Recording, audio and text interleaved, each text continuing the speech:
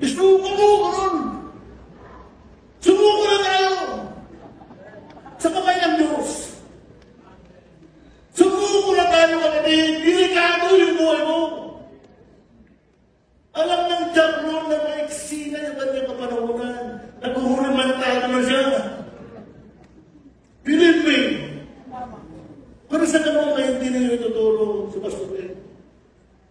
Alam niya mga Christian at English, hindi na.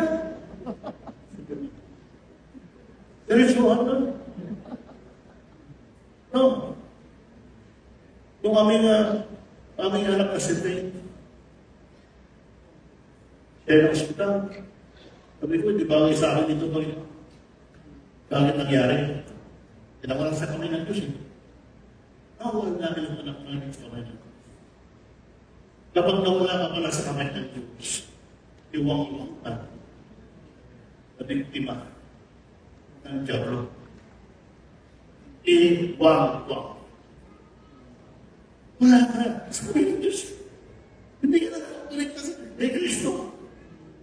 Kapag nangyari, sino ituturo mo? Turo mo yung sarili mo. Huwag mong hayaan na huwing na. Ang importante, pinakauna na revelation, isuro natin yung buhay natin ng todo. Hindi na pagkabayaan ng Panginoon. Promise, I will not leave you nor forsake you. I will not let my word fail on you when you believe. That's how that is. Kaya ito mga binili itong tawag ko yata. Umpisan natin ay kanan.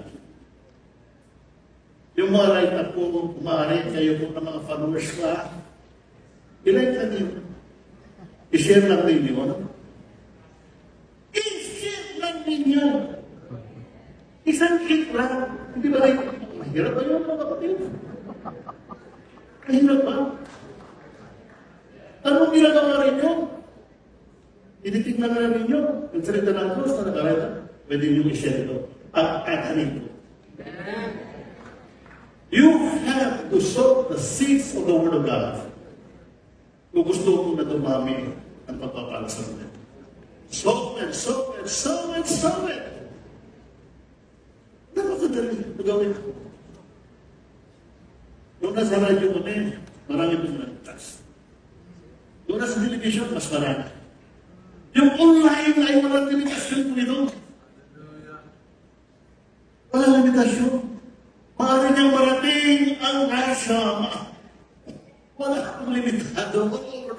Ang epekto dito. Gamitin natin ito.